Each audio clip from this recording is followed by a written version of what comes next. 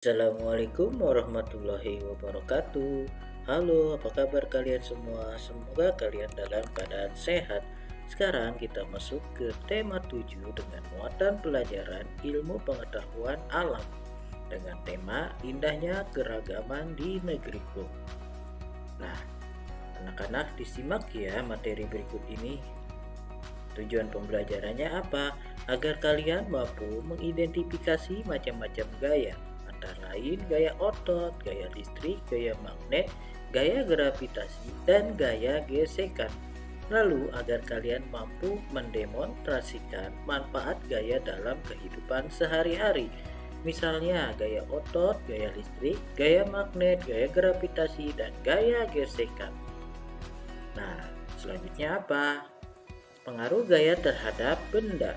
Gaya itu apa? Gaya adalah tarikan atau dorongan. Gaya dapat menyebabkan suatu benda bergerak dan kedudukannya berubah. Untuk melakukan gaya diperlukan yang namanya tenaga.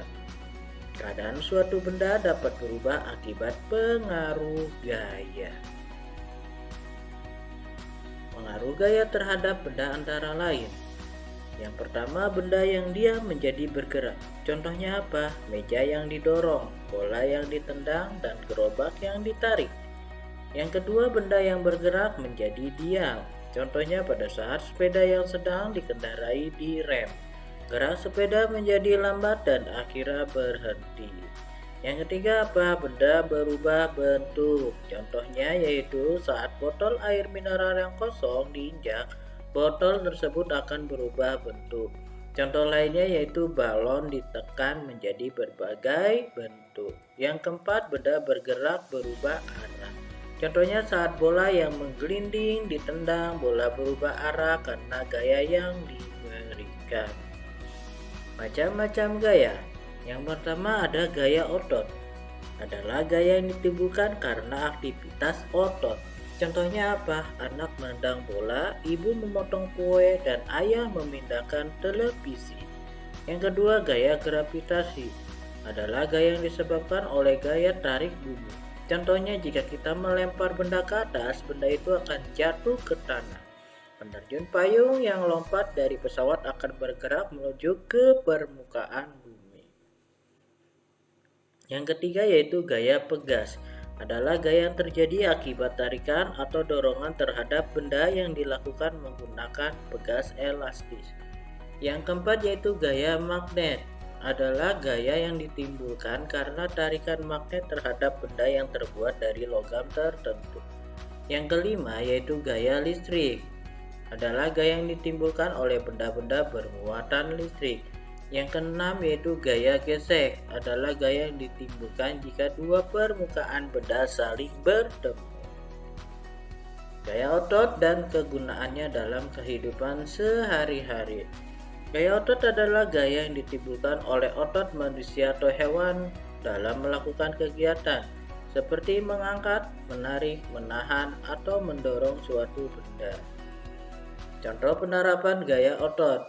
Ayah mendorong atau menarik meja. Mada menendang bola ke arah gawang. Sapi menarik gerobak. Ibu membawa barang belanjaan. Otot disebut alat gerak aktif karena memiliki kemampuan menggerakkan tulang. Jika otot digunakan terus-menerus untuk melakukan kegiatan yang berat, otot akan mengalami keletihan. Menjelaskan gaya listrik dan kegunaannya dalam kehidupan sehari-hari. Gaya listrik adalah gaya yang ditimbulkan oleh benda bermuatan listrik. Listrik memiliki dua jenis muatan, yaitu muatan positif dan muatan negatif. Dua benda yang bermuatan listrik sejenis jika didekatkan akan tolak-menolak. Contohnya besi berani. Dua benda yang bermuatan listrik tidak sejenis jika didekatkan akan tarik-menarik. Sekarang yang pertama listrik statis. Listrik statis adalah muatan listrik pada suatu benda yang tidak mengalir. Contohnya yaitu penggaris yang kalian gosokkan lalu kalian potong kertas kecil-kecil.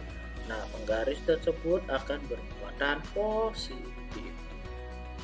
Kan bermuatan listrik. Lalu yang kedua, listrik dinamis. Listrik dinamis adalah muatan listrik yang dapat bergerak. Contohnya yaitu listrik yang ada di rumah kalian. Menjelaskan perubahan bentuk energi listrik. Berikut beberapa perubahan energi listrik pada peralatan listrik.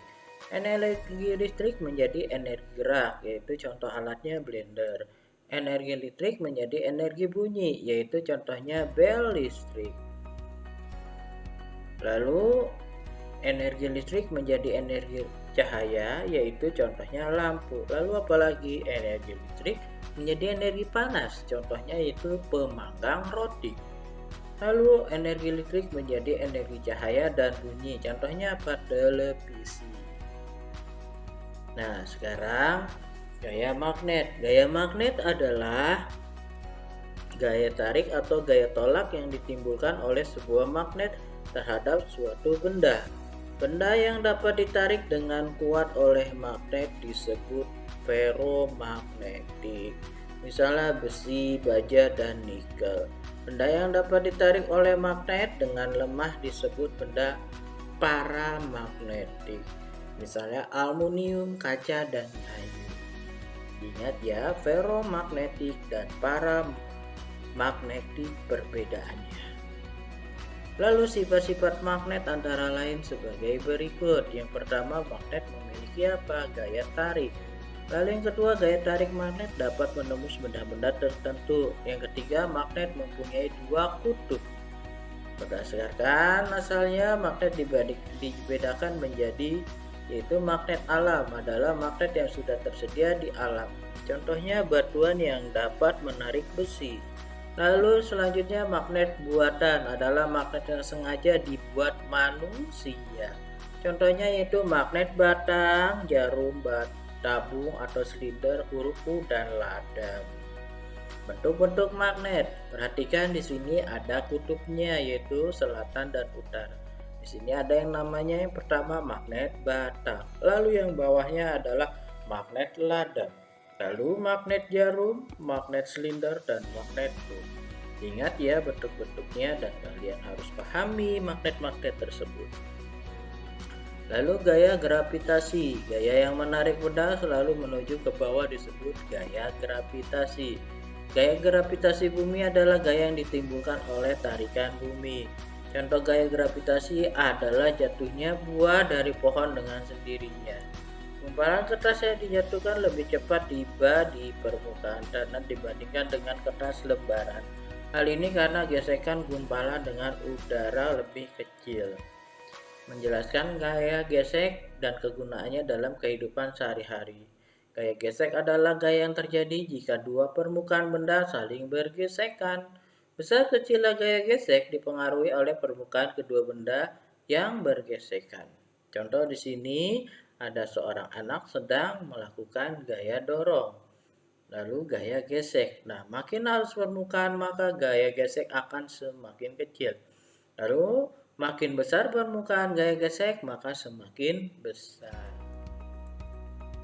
Menjelaskan gaya gesek dan kegunaannya dalam kehidupan sehari-hari. Perhatikan di sini ada kakak kalian sedang mendorong mobil.